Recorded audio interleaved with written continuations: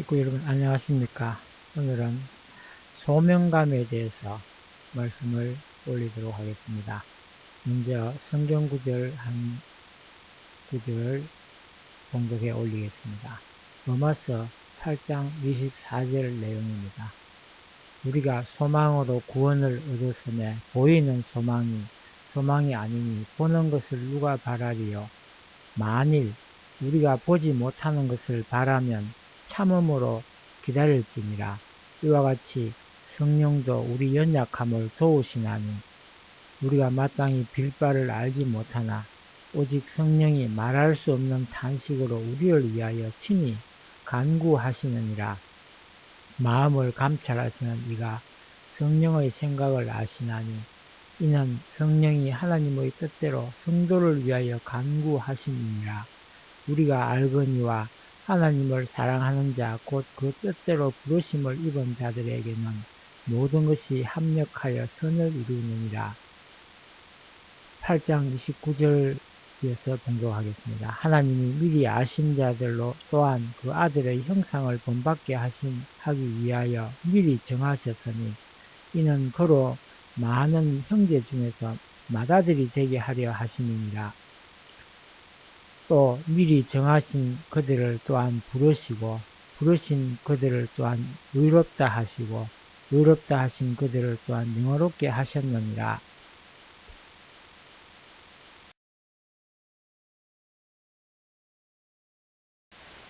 예정설에 대한 신학적 논쟁은 그동안 성도들에게 신앙생활에 혼란을 일으켜왔습니다. 성서에서는 인생의 영고 성쇠와 행복과 불행은 물론 타락 인간의 구원 여부를 국가의 형망 성쇠에 이르기까지 모든 것이 하나님의 예정에 의해서 되어지는 것으로 해석되는 성구가 많이 있습니다.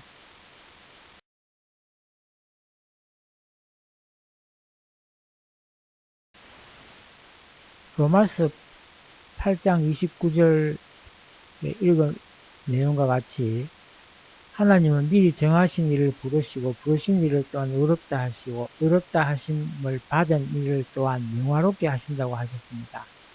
또 그 밖에 로마서 9장 15절 이하에는 내가 긍휼히 여길 자를 긍휼히 여기고 불쌍히 여길 자를 불쌍히 여기리라 하셨으니 그런즉 원하는 자로 말미암음도 아니요 다른 박질하는 자로 말미암음도 아니고 오직 긍휼히 여기시는 하나님으로 말미암음이라고 하셨습니다.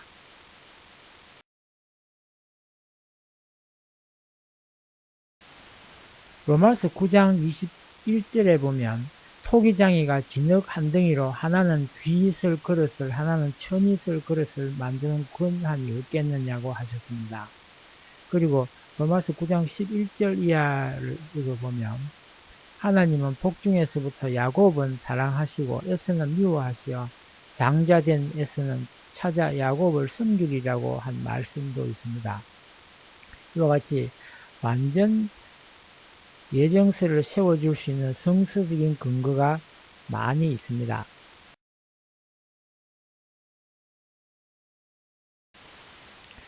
하나님의 예정을 부정하는 성구도 살펴보도록 하겠습니다. 창세기 2장 17절에 인간 조상의 타락을 막으시기 위하여 따먹지 말라고 권고하신 것을 보면 인간 타락은 하나님의 예정에서 되어진 것이 아니고 인간 자신이 하나님의 명령에 순종치 않은 결과라는 것을 알 수 있습니다. 또 창세기 6장 6절에는 인간 시조가 타락한 후에 하나님이 인간을 창조하신 것을 한탄하신 기록이 있는데 만일 하나님의 예정에 의해서 타락되었다면 예정대로 타락된 인간을 두시고 한탄하실 리가 없다는 것입니다.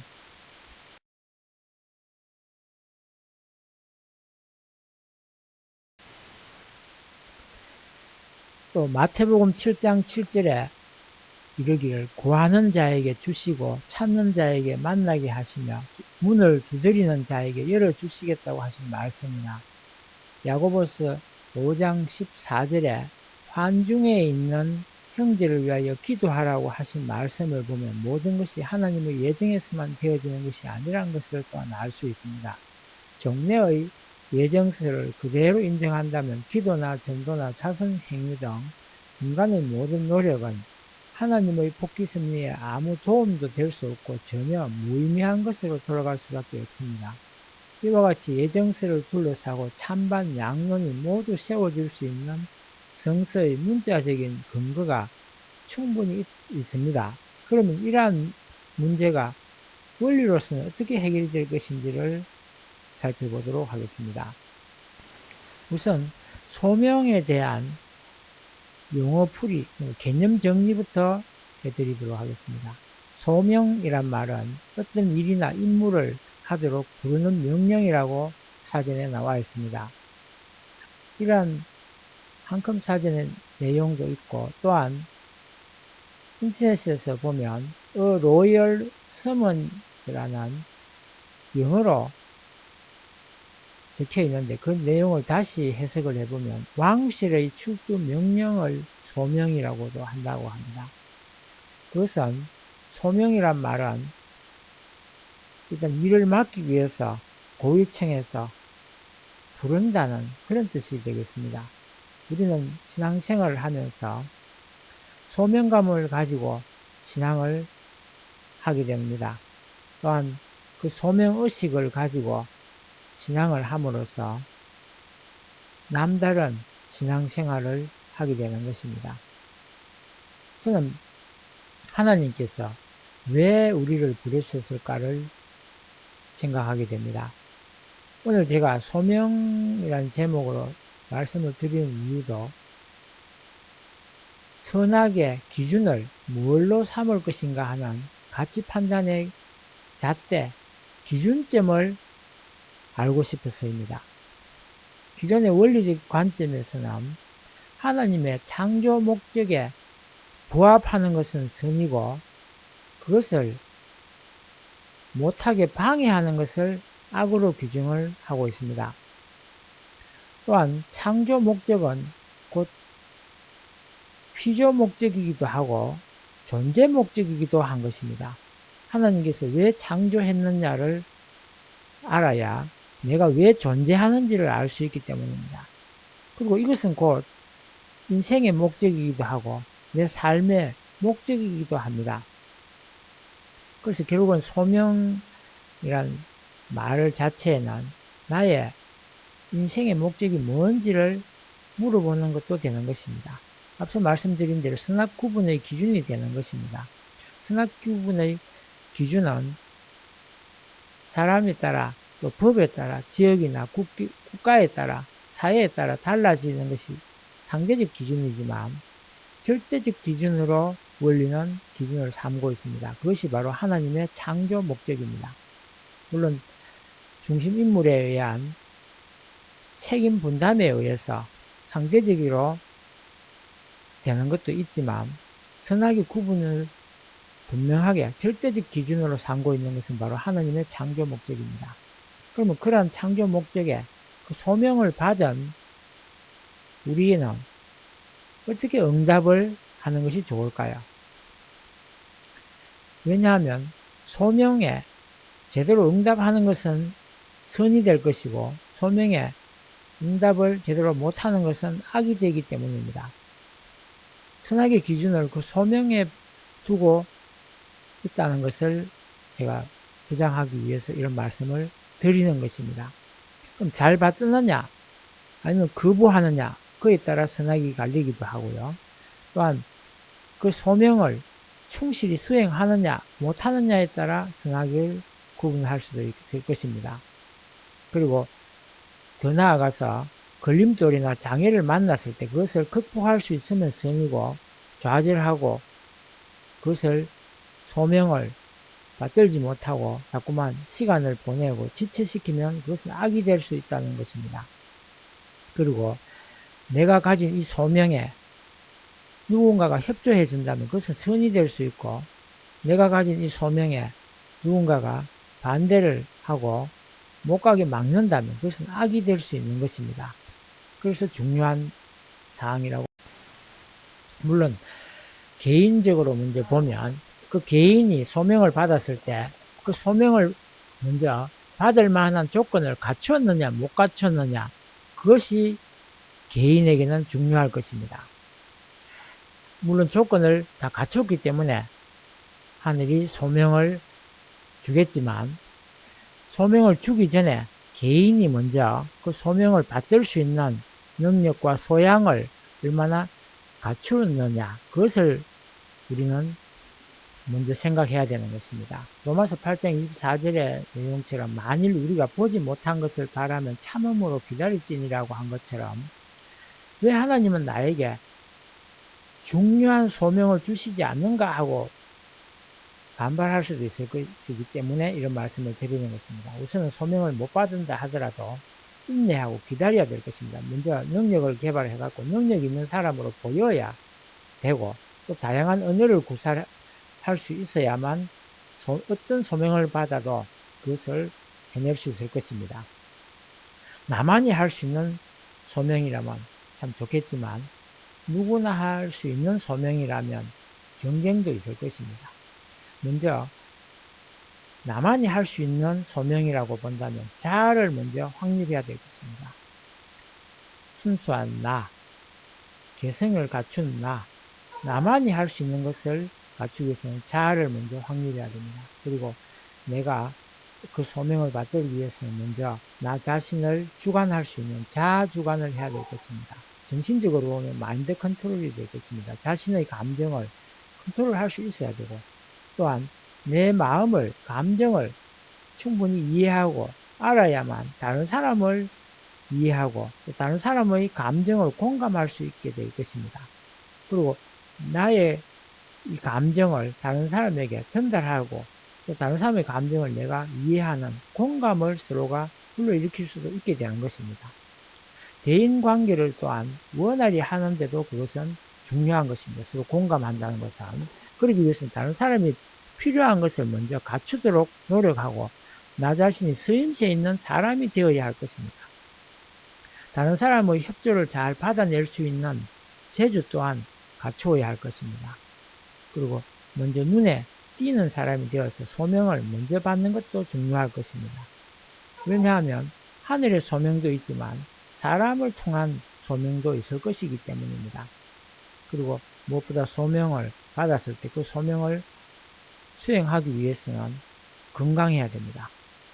육체적 건강뿐만 아니라 정신적 건강까지 잘 유지하고 있어야만 소명을 받을 수 있을 것입니다.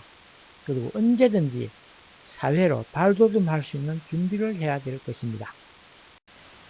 이러한 개인이 가정을 중심하고 본다면 가정에서 나 자신이 어떠한 위치에서 어떠한 소명을 가지느냐를 보도록 하겠습니다.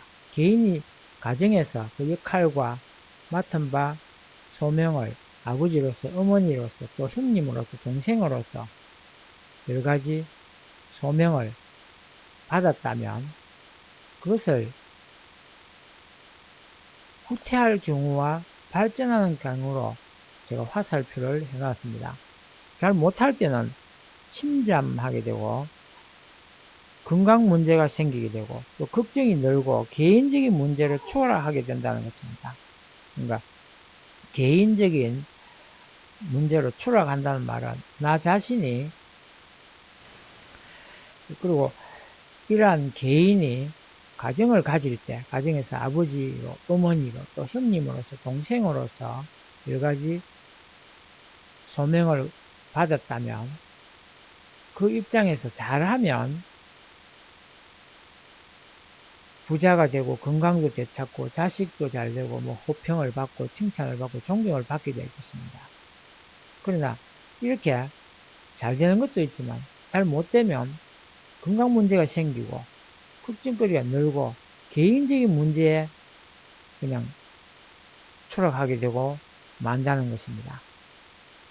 잘하면, 그렇지 못하면, 잘 못하면 그저 의식 문제에 빠진다든지 뭘 먹을까, 뭘 입을까 이런 문제에 그냥 빠져버린다는 것입니다. 그러나 내가 가정에서 그 소명을 잘 받들면 반대로 칭찬을 받거나 존경을 받게 되고 심정이 충만해가지고 사회로 뭔가 발전하게 되고 상승할 수 있다는 것입니다. 이러한 가정을 가진 사람이 교회에 나가게 되면, 신앙을 가지게 되면, 잘하면 자기 자리를 이제 자리매김을 받게 되고 집사나 장로, 권사 뭐 이런 자리를 차지하게 될 것입니다. 그리고 그와 동시에 그 소명을 잘 받들면 가정도 잘 된다는 것입니다. 교회 내에서 인정을 받게 되는 뿐만 아니라 사회로도 점점점 기여하게 되고 인정을 받게 되고 확대되고 발전 상승하게 되는 것입니다. 심정이 충만하게 되면 봉사정신이 늘어나기 때문입니다. 그러나 그것을 못하면 그 교회에서 자기 직분을 못하게 되면 결국은 가정 문제에 빠져버립니다.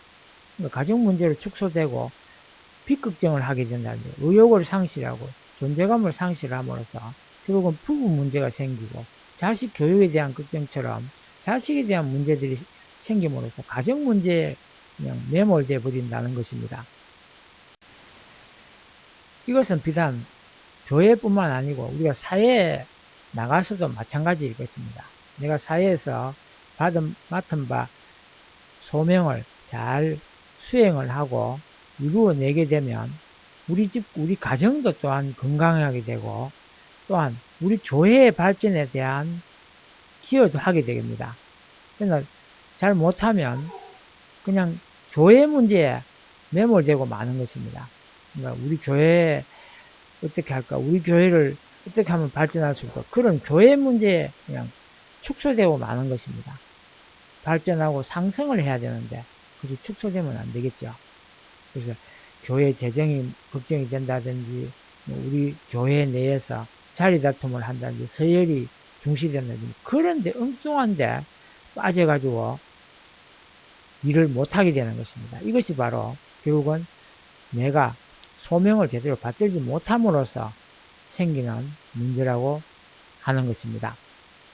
그래서 부디 자기 자신이 그 사회에서 맡은 바 책임을 소명을 잘 받들므로써 부수적으로 교회가 잘 되고 가정이 잘 되고 개인이 잘 되는 것으로 받게 되는 것입니다. 그래서 우선은 내가 발전한 사회에 맡은 바 소명을 잘 함으로써 국가 단위로 점점점 확대할 수 있어야 되고 발전할 수 있어야 될 것입니다. 지역사회의 인정을 받게 되면 곧 나라에도 기여할 수 있는 것이 되는 것입니다. 나 자신이 사회에서 소명을 다 잘하면 국가 단위로 상승을 하게 되고 그 국가에서 단위에서 또 잘하게 되면 나라만 잘 되는 것이 아니라 국제사회의 인정까지 받게 될 것입니다. 그러나 잘 못하면 사회 문제로 추락하고 마는 것입니다. 재정 건전성이 어떻고 또 취업이 어떻게 되고 먹고 사는 문제에 대한 걱정, 지역적인 문제로 추락하고 맙니다.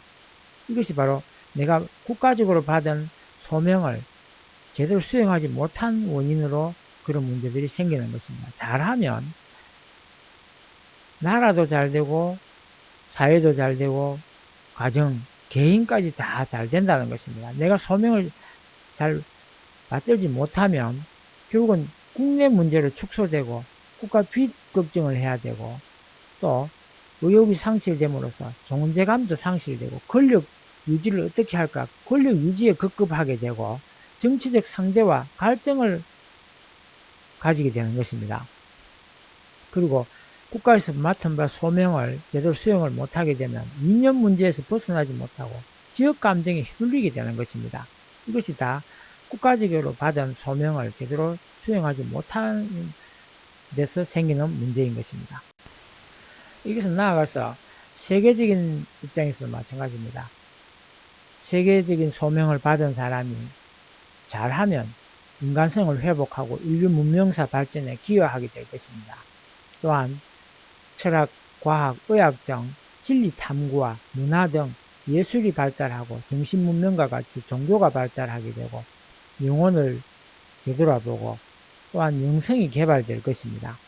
세계적인 소명을 받은 사람들은 이렇게 나아가는 것입니다. 그래서 결국은 다가오는 미래 사회에 대해서 대비를 하게 되고 문화유산을 남기고 또 인류 사회에 크게 기여하고 인정받게 되는 것입니다. 역사적인 인물로 나아가는 것입니다. 그것을 인간체라고 제가 규정을 했습니다. 그런데 그것을 그 소명을 잘 못하게 되면 결국은 자국 중심으로 또 먹고 사는 문제에 대한 걱정을 하고 지역적인 문제로 추락하고 마는 것입니다. 이것을 시간적으로 풀이해보면 나 자신이 현재 소명을 잘 받들고 충실히 한다면 그것은 곧 미래에 대해서 미래 사회에 대해서 대비가 되는 것입니다. 그런데 잘 못하면 과거 문제에 얽매여서 한 걸음도 나아가지 못하고 그저 후에 과거에 얽매여서 그 문제에 그냥 매몰되고 마는 것입니다. 우리는 미래로 나아간다는 것은 조금 전에 말씀드린 대로 결국은 영혼을 돌아보고 영성을 개발하는 데까지 나아가야 되는 것입니다. 근데 그것을 못하게 되면 그런 현재의 소명을 잘 못하게 되면 먹고 사는 문제를 추락하고 또한 내가 나 자신이 사리사욕에 빠지게 되는 것입니다. 그렇게 함으로써 결국은 인종 문제에서 벗어나지 못하고 나라 간의 전쟁의 힘을 소모한다든지 엉뚱한 데 힘이 빠지고 마는 것입니다.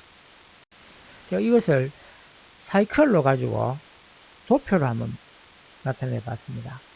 현재 나의 소명에 충실한 사람은 다람쥐 쳇바퀴 모양으로 쳇바퀴 돌듯이 늘 일상생활에서 끝없는 반복을 하게 됩니다. 그래서 현상 유지가 그냥 최선을 다하는 현상 유지에 머무르는 것입니다. 그런데 그것도 현상 유지를 제대로 못하고 그 소명을 제대로 받들지 못하면 내면 세계로 침잠하게 되는 것입니다. 자기 자신 문제에 빠져버리는 것입니다. 그러나 현재 소명을 잘 받들게 되면 활동력이 점점 넓어지게 되고 영향력이 커지게 되는 것입니다. 그리고 무슨 계획을 세워도 마찬가지입니다. 내가 계획을 지금 현재 계획적인 입장에서 소명을 잘 받들게 되면 괜찮은데 잘 못 받들면 마땅히 할 일이 없어져 버립니다. 그러나 계획을 잘 차리고 소명을 잘 받들게 되면 오늘 미처 다 하지 못한 일이 자꾸만 남아지게 되는 것입니다. 그것은 나쁜 것이 아니라 그만큼 발전한다는 것입니다.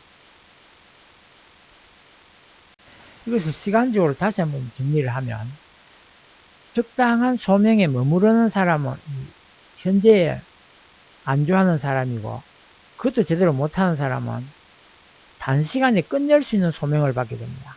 그러나 현재 소명을 잘 받들 수 있는 사람은 오랜 시간이 걸려도 다 해낼지 의문인 큰 소명을 받게 되는 것입니다. 지속 발전 가능한 정말 어느 세월에 다 할 수 있을지 알 수 없는 애매하고 모호한 그런 소명을 받은 사람은 미래를 향해서 열려 있는 것입니다.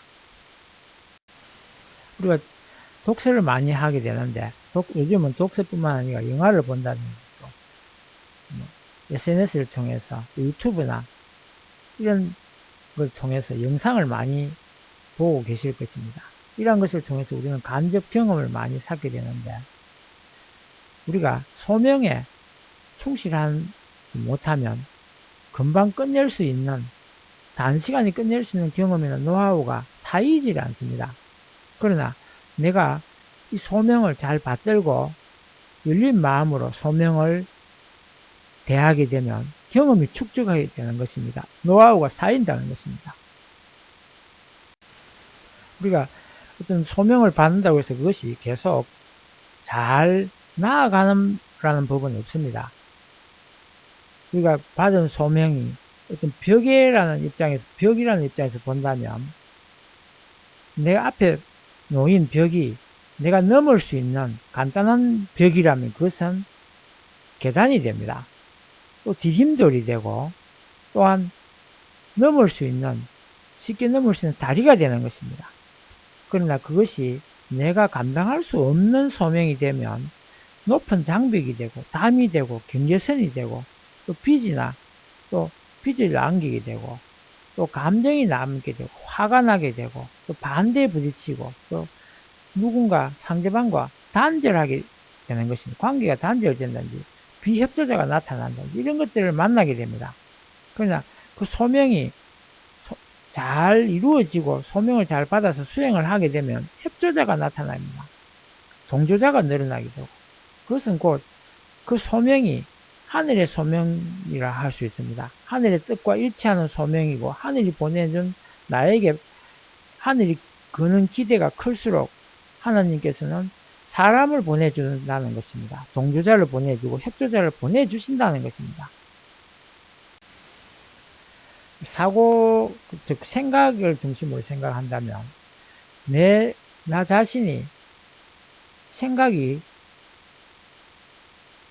점점 이 소명을 긍정적으로 바라보고 나의 발전에 또한 나를 중심한 모든 사회나 국가, 세계의 발전에 원동력으로 삼고자 하는 긍정적인 마인드를 가졌다면 의타주의적인 또 남을 배려하고 양보하고 이해하고 용서하고 사랑하는 정말 기분이 업될 것입니다. 그러나 나의 생각이 소명에 대한 불평, 불만을 가지게 된다면 자기 중심적인 사고를 하게 되고 또 오해가 늘게 되고 누군가를 미워하게 되고 기분이 상하게 될 것입니다. 이것은 인간관계상의 입장에서 본다면 나 하나로 만족할 수도 있고 나 하나로 부족할 수도 있습니다. 나 하나로 만족한다는 것은 현재에 충실한 것이지만 나의 소명을, 내가 받은 소명을 제대로 수행할 수 없는 것은 너무 인간관계가 필요 없을 정도로 그저 남이 필요 없고 나 하나만으로 충분하다고 생각하게 되면 그것은 소명의식을 받들지 못하는 것입니다. 그저 나 혼자 지내고 싶다라든지 혼자만의 시간이 필요하든지 이렇게 간다는 것은 인간관계상으로 보면 소명의식을 받들지 못하는 것입니다. 나 혼자서는 도저히 수행할 수 없어가지고 누군가의 도움을 바라게 된다면 그것은 내가 받은 소명이 그만큼 크다는 것을 말하는 것입니다. 또한 이것을 아이디어적인 측면에서 본다면 그냥 평범한 일상적인 그런 아이디어를 가지고 있다면 그것은 그냥 현실에 충실한 보통 소명일 것입니다. 그러나 정말 내가 받은 하늘로부터 받은 소명이 크다면 기발한 아이디어가 머릿속에서 자꾸 떠오르게 될 것입니다. 그러나 내가 받은 소명조차도 제대로 받들지 못할 정도로 소명이 줄어든다면, 축소된다면 내 머릿속에는 아무 생각이 없어지게 될 것입니다. 이상 소명에 대해서 말씀을 드렸는데 너무 길어졌기 때문에 다음 시간에 맞이하도록 하고 여기서 일단 마치도록 하겠습니다. 끝까지 들어주셔서 감사합니다.